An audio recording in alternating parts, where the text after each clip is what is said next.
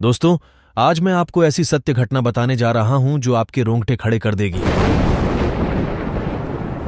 पिछले दिनों मैं हनुमान जी के मंदिर में गया था, जहां पर मैंने एक ब्राह्मण को देखा जो एक जनेऊ हनुमान जी के लिए ले आए थे। संयोग से मैं उनके ठीक पीछे लाइन में खड़ा था। मैंने सुना वो पुजारी से कह रहे थे कि वह स्वयं का काता बनाया हुआ जनेऊ हनुमान जी को पहनाना चाहते हैं। पुजारी ने जनेऊ तो ले लिया पर पहनाया नहीं। जब ब्राह्मण ने पुण्य आग्रह किया तो पुजारी बोले, यह तो हनुमान जी का श्रृंगार है, इसके लिए बड़े पुजारी महंत जी से अनुमति लेनी होगी। आप थोड़ी देर प्रतीक्षा करें, वो आते ही होंगे। मैं उन लोगों की बातें गौर से सुन रहा था। जिज्ञासावश मैं भी महंत जी के आगमन की प्रतीक्षा करने लगा। थोड़ी देर बाद जब महंत जी आए तो पुजारी ने उस ब्राह्मण के आग्रह के बारे में बताया तो महंत जी ने ब्राह्मण की ओर देखकर कहा कि देखिए, हनुमान जी ने जनेऊ तो पहले से ही पहना हुआ है और यह फूल माला तो है नहीं कि एक साथ कई पहना दी जाए। आप चाहें तो यह जनेऊ हनुमान जी को चढ़ाकर प्रसाद रूप में ले लीजिए। इस पर उस ब्राह्मण ने बड़ी ही विनम्रता से कहा कि मैं देख रहा हूं कि भगवान ने पहले से ही जनेऊ धारण कर रखा है, परंतु कल रात्रि में चंद्र ग्रहण लगा था और वैदिक नियमानुसार प्रत्येक जनेऊ धारण करने वाले को ग्रहण काल के उपरांत पुराना बदलकर नया जनेऊ धारण कर लेना चाहिए। बस यही सोचकर सुबह सुबह मैं हनुमान जी की सेवा में यह ले आया था। प्रभु को यह प्रिय भी बहुत है। हनुमान चालीसा में भी लिखा है कि हाथ वज्र और ध्वजा विराजे, कांधे मूज जनेऊ साजे। अब महंत जी थोड़ी सोचनीय मुद्रा में बोले कि हम लोग बाजार का जनेऊ नहीं लेते, हनुमान जी के लिए शुद्ध जनेऊ बनवाते हैं। आपके जनेऊ की क्या शुद्धता है इस पर? वह ब्राह्मण बोले कि प्रथम तो यह कि यह कच्चे सूत से बना है। इसकी लंबाई 46 चौवा अंगुल है।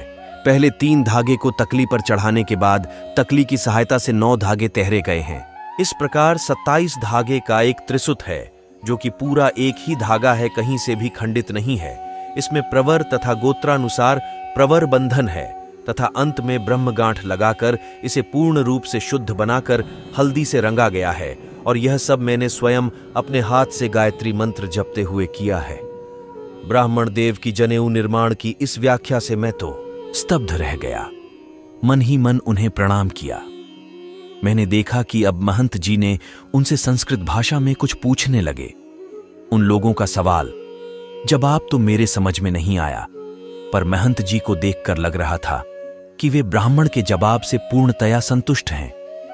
अब वे उन्हें अपने साथ लेकर हनुमान जी के पास पहुंचे, जहां मंत्रोच्चारण कर महंत व अन्य 3 पुजारियों के सहयोग से हनुमान जी को ब्राह्मण देव ने जनेऊ पहनाया। तत्पश्चात पुराना जनेऊ उतारकर उन्होंने बहते जल में विसर्जन करने के लिए अपने पास रख लिया। मंदिर तो मैं अक्सर आता हूं, पर आज की इस घटना ने मन पर गहरी छाप छोड़ दी। मैंने सोचा कि मैं भी तो ब्राह्मण हूं और नियमानुसार मुझे भी जनेऊ बदलना चाहिए। उस ब्राह्मण के पीछे पीछे मैं भी मंदिर से बाहर आया। उन्हें रोककर प्रणाम करने के बाद अपना परिचय दिया और कहा कि मुझे भी एक जोड़ी शुद्ध जनेऊ की आवश्यकता है। तो उन्होंने असमर्थता व्यक्त करते हुए कहा कि इस तो वह बस हनुमान जी के लिए ही ले आए थे। हाँ, यदि आप चाहें तो मेरे घर कभी भी आ जाइएगा। घर पर जनेऊ बनाकर मैं रखता हूं, जो लोग जानते हैं वो आकर ले जाते हैं। मैंने उनसे उनके घर का पता लिया और प्रणाम कर वहां से चला आया। शाम को उनके घर पहुंचा तो देखा कि वह अपने दरवाजे पर तख्त पर बैठे एक व्यक्ति से बात कर रहे हैं।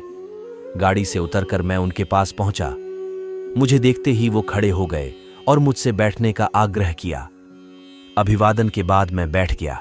बातों बातों में पता चला कि वह अन्य व्यक्ति भी पास का रहने वाला ब्राह्मण है तथा उनसे जनेऊ लेने आया है। ब्राह्मण अपने घर के अंदर गए।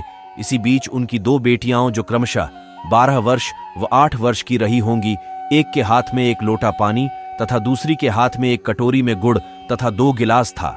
हम लोगों के सामने गुड़ व पानी रखा गया। मेरे पास बैठे व्यक्ति ने दोनों गिलास में पानी डाला, फिर गुड़ का एक टुकड़ा उठाकर खाया और पानी पी लिया तथा गुड़ की कटोरी मेरी ओर खिसका दी। पर मैंने पानी नहीं पिया। कारण आप सभी लोग जानते होंगे कि हर जगह का पानी कितना दूषित हो गया है कि पीने योग्य नहीं होता है। घर पर RO लगा है, इसलिए ज्यादातर RO का ही पानी पीता हूँ, बाहर रहने पर पानी की बोतल खरीद लेता हूँ। इतनी देर में ब्राह्मण अपने घर से बाहर आए और एक जोड़ी जनेऊ उस व्यक्ति को दिए जो पहले से बैठा था। उसने जनेऊ लिया और 21 रुपए ब्राह्मण को देकर चला गया। मैं अभी वहीं रुका रहा। इस ब्राह्मण के बारे में और अधिक जानने का कौतूहल मेरे मन में था। उनसे बातचीत में पता चला कि वह संस्कृत से स्नातक हैं, नौकरी मिली नहीं। औरैया जिले में सालों पुराने बने एक मकान की खुदाई के दौरान पहले तो सोने चांदी से भरा मटका मिला और कुछ दिनों बाद मजदूरों को सोने की ईंट मिली। इस बात की जानकारी जब हुई, जब एक मजदूर मकान की खुदाई कर रहा था, तभी उसे एक सोने की ईंट मिली और वह सोने की ईंट को लेकर मौके से भाग गया। इस घटना की जानकारी जिला प्रशासन को न ही मकान मालिक ने दी और न ही पड़ोसियों ने। बहरहाल सीसीटीवी में एक मजदूर मिट्टी से भरा तसला लेकर जाता हुआ दिखाई दे रहा है और पडिड्डी हौसी इस बात की गवाही खुद देते हुए नजर आ रहे हैं। वहीं सोने से भरे मटके की चर्चा पूरे शहर में है तो प्रशासन को इस बात की भनक नहीं लगी है। अब जब मामला चर्चाओं में आया तो जांच की बात कहते नजर आ रहे हैं। यह मामला औरैया जिले के सदर कोतवाली क्षेत्र का है, जहां गुमटी मोहल्ले में एक मकान की खुदाई हो रही थी। इसी दौरान कुछ दिन पहले मकान मालिक को एक सोने से भरा मटका मिला था, जिसके बाद इसकी भनक किसी को नहीं दी गई।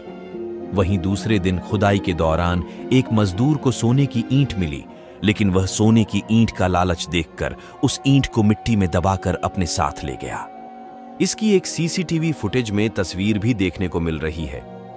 वह मजदूर सिर पर रखे मिट्टी से भरा तसला लेकर जाता हुआ नजर आ रहा है। पड़ोसी विवेक गुप्ता बताते हैं कि यह मकान तिवारी ने खरीदा था। इसकी लिखा पढ़ी भी अभी नहीं हुई है, लेकिन खुदाई का काम शुरू है। कुछ दिन पहले ही मकान की खुदाई के दौरान सोने चांदी से भरा एक मटका मिला था, जिसकी भनक किसी को नहीं लगी और वह अपने साथ ले गए। वहीं 7 तारीख को एक मजदूर जो काम कर रहा था, उसे सोने की ईंट मिली थी। सीसीटीवी फुटेज में उस मजदूर को देखा जा सकता है कि किस तरीके से सिर पर तसला रखकर भाग रहा है। प्रशासन को इस बात की भनक नहीं है, जानकारी दी जाएगी।